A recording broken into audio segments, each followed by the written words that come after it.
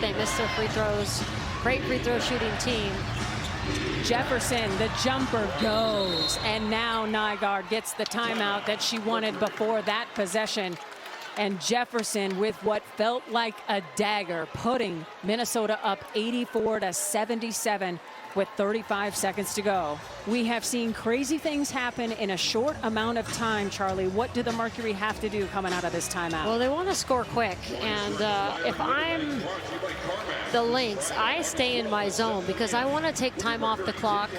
And it's been working. It's extended. The Mercury haven't been able to really move the ball.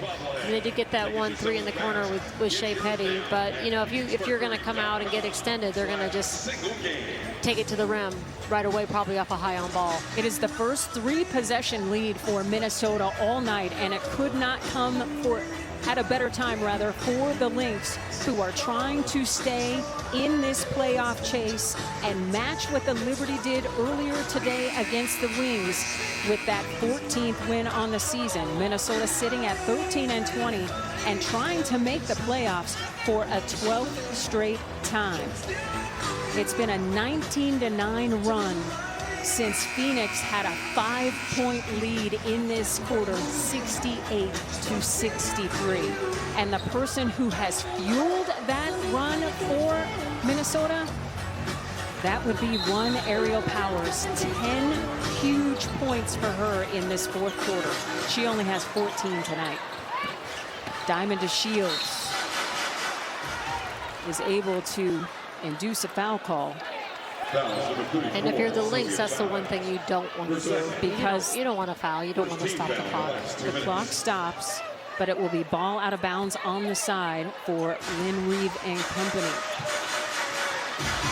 Cunningham fires the three. It's off the mark. Shepard is there for the rebound. And now Petty fouls McBride. Not sure that's what Vanessa Nygaard wanted based on her body language on the side. But it will be a free throw shooting opportunity for one of the best pure shooters in the game in Kayla McBride. One of the best free throw shooters in the WNBA. You know what's hard?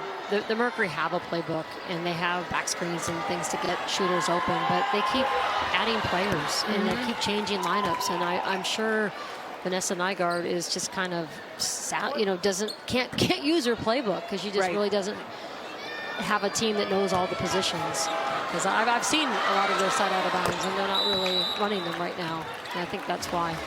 So McBride gets them both. The lead is 86-77 for Minnesota. The Lynx looking to complete the regular season sweep of the Mercury.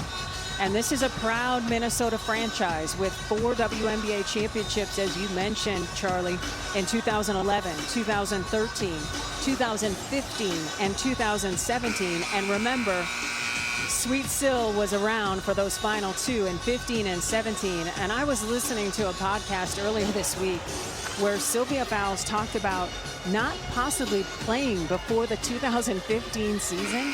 Can you imagine her not getting those 2 rings? I was blown away. But she had thought about, maybe it's time to retire. Wow, I had no idea about that. So she came back. She loved the franchise, the way they treated her, her relationship with Coach Reeve, the honesty that the two share between one another. She said it was just a great fit, and she loved Chicago, who she was drafted by, but she just really found a nice home in Minnesota. So with the shot clock off, Sophie Cunningham doesn't get the roll. Nafisa Collier grabs the basketball, and that is gonna do it, except for a whistle blowing because the clock stopped.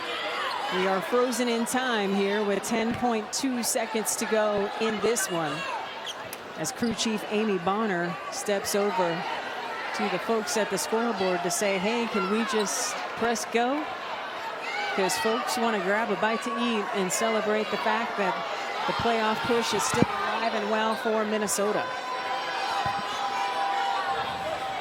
Coach Reeve, a 3-time WNBA Coach of the Year, last coming in 2020. And she says thanks for everything with Vanessa Nygaard. as the Lynx get the victory and complete the regular season sweep of the Mercury.